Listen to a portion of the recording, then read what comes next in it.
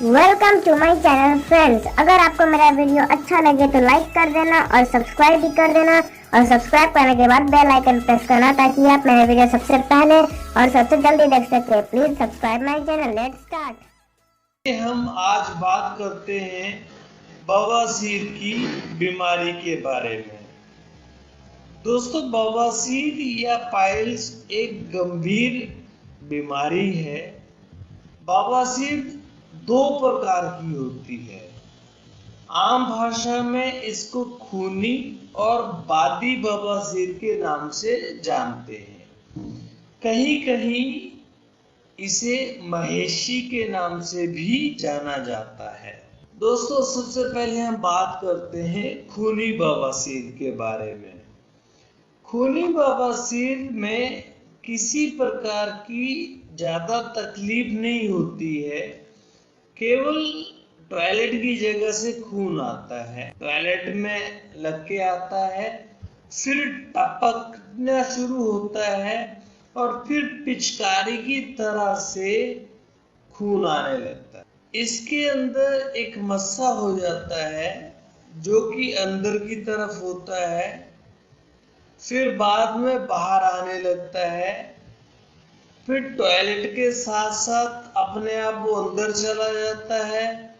पुराना होने पर बाहर आने जब वो आता है तो हाथ से दबाने से वो अंदर चला जाता है। लेकिन जैसे जैसे आपकी स्टेज बढ़ती चलती है, हाथ पर दबाने से भी वो अंदर नहीं जाता है। ये लक्षण होते हैं खूनी बवासीर के। दोस्तों, उसके बाद आती है बादी बवासीर। बादी बवासीर रहने पर पेट खराब रहता है, कब्ज भी बनी रहती है, जिसकी वजह से गैस बनती है। और बवासीर की वजह से पेट बराबर लगातार आपका खराब रहेगा, और ना ही पेट गड़बड़ रहेगा, बल्कि बवासीर की वजह ही ज्यादातर ये पेट गड़बड़ होना होता है। इसमें जलन, दर्द, खुजली, शरीर में बेचैनी, काम में जैसे मन ना लगना इत्यादि हो सकता है। ये लक्षण इसके होते हैं। टॉयलेट सख्त होने पर इसमें खून आ जाता है। इसमें मस्सा अंदर की तरफ होता है, और मस्सा अंदर होने की वजह से जो टॉयलेट का रास्ता है वो छोटा पड़ जाता है, जिसकी वजह से जो गुद्दा है वहां पर वो फट जाता है और वहां पर एक घाव हो जाता है। उसे डॉक्टर अपनी भाषा में फिशर कहते हैं, जिसकी वजह से असहाय जलन और पीड़ा होती है। और बवासीर जितना पुराना होता है, फिर भगंदर के रूप में हो जाता है, जिसे भगंदर कहते हैं, और जिसे अंग्रेजी में फिस्टुला के नाम से जाना जाता है। दोस्तों, भगंदर में पखाने के रास्ते से फिर जो पखाने का जो रास्ता होता है उसके बगल में ही एक और छेद हो जाता है, जो पखाने की नली में जाकर अटैच हो जाता है, और फिर वो फोड़े की शक्ल में फट जाता है, बहता है और सूखता रहता है, और कुछ दिन इसी रास्ते से पखाना भी आने लगता है। मतलब आपकी टॉयलेट भी फिर उसी रास्ते से आनी शुरू हो जाती है। बवासीर और भगंदर की आखिरी स्टेज होने पर ये कैंसर का रूप ले लेता है, जिसको रेक्टम कैंसर कहते हैं, जो कि जानलेवा साबित हो सकता है। अब दोस्तों मैं आपको बताता हूँ कि बवासीर के कारण क्या होते हैं। मैंने अभी आपको बवासीर के लक्षण बताए, क्या बवासीर होती है, लेकिन बवासीर के कारण क्या हैं मैं आपको उनके बारे में बताने जा रहा हूँ। दोस्तों कुछ व्यक्तियों में ये रोग पीढ़ी दर पीढ़ी पाया जाता है, अतः इसलिए इसको आनुवंशिकता रोग का भी मतलब आनुवंशिकता भी एक इसका कारण हो सकती है। और जिन व्यक्तियों को अपने कारोबार में, अपने नौकरी में, रोजगार में ज्यादा देर तक खड़े रहना पड़ता हो, जैसे चौकीदार, बस कंडक्टर, ट्रैफिक पुलिस के लोग, पोस्टमैन, जिन्हें ज्यादा भारी वजन उठाना पड़ता हो, जिनमें जैसे कुली हो गए, मजदूर हो गए, वेट लिफ्टर वगैरह हो गए, उनमें इस बीमारी से पीड़ित होने की संभावना ज्यादा रहती है।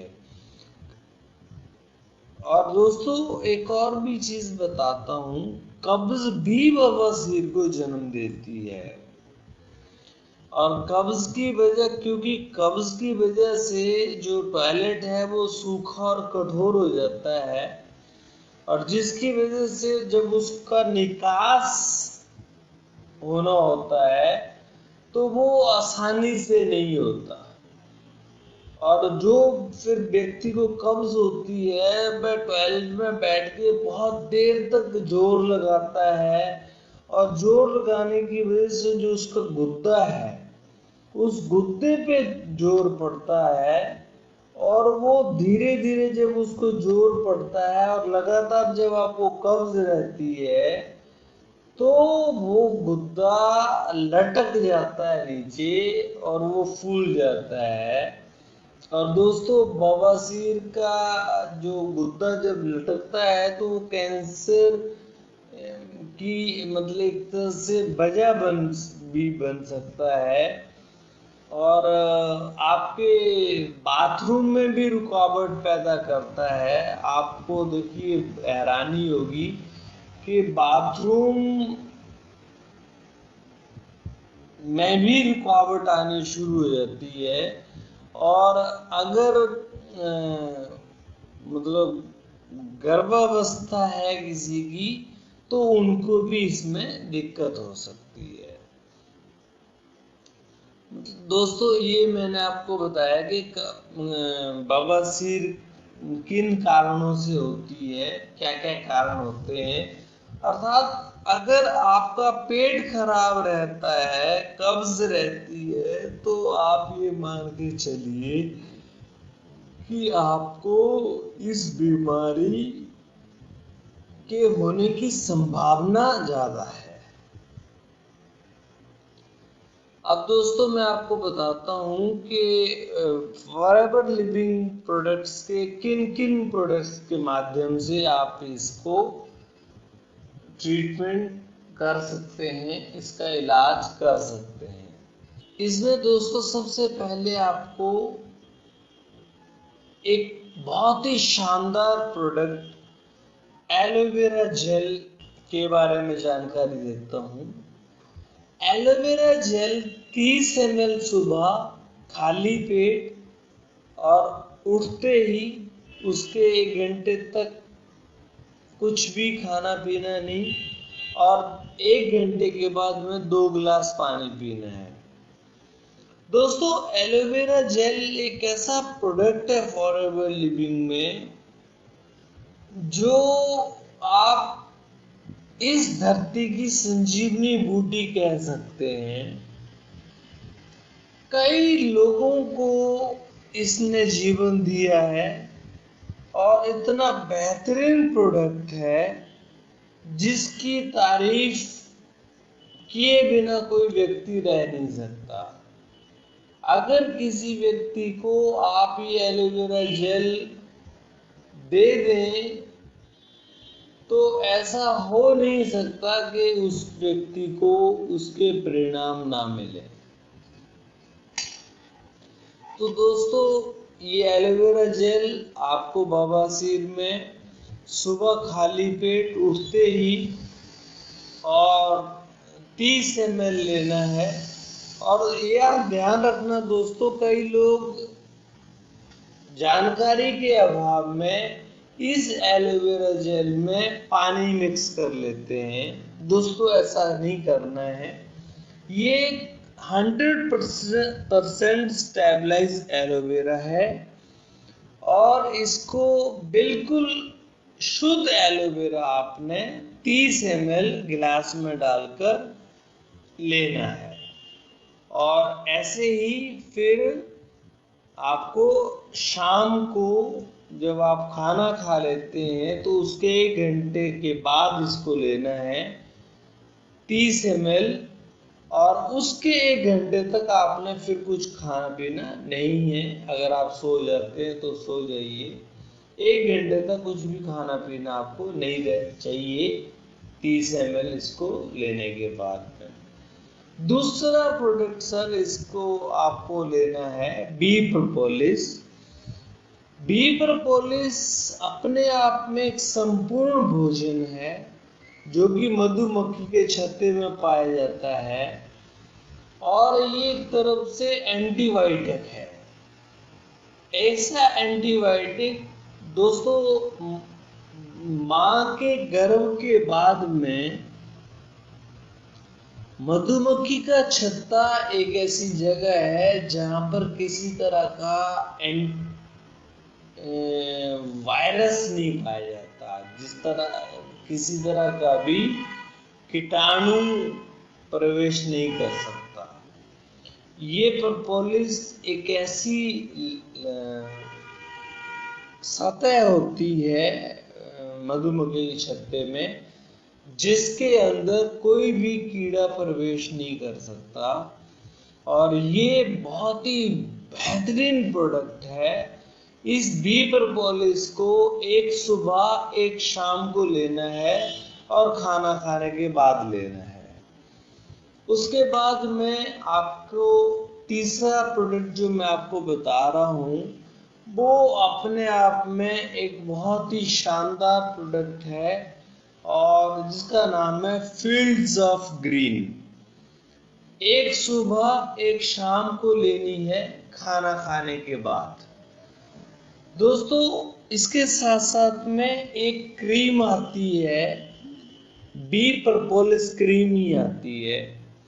आप उस क्रीम को उस गुद्दे पर जहां पर बवासीर के फोड़े हैं वहां पर लगाएं और आप देखेंगे आपको बहुत जबरदस्त परिणाम मिलेंगे, शानदार परिणाम मिलेंगे।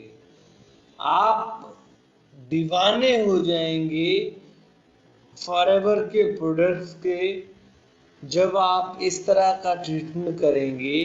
तो ये 4 प्रोडक्ट आपको बवासीर में लेने हैं और अगर आप कंसल्टेंट हैं तो आपको किसी को रिकमेंड करने हैं। और दोस्तों मुझे विश्वास है कि आपको मेरे द्वारा दी गई जानकारी पसंद आई हो, क्योंकि दोस्तों एक प्रोडक्ट पर वीडियो बनाने में काफ़ी मेहनत करनी पड़ती है और समय भी देना पड़ता है।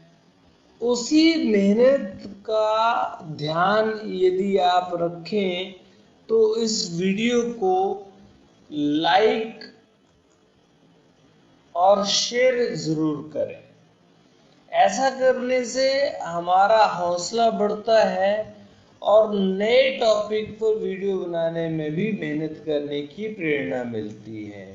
इसलिए आपसे निवेदन है कि यदि आपको ये वीडियो अच्छा लगा हो तो इसे लाइक और शेयर जरूर करें और अपने सभी दोस्तों को बवासीर जैसी बीमारी के प्रति जागरूक करें।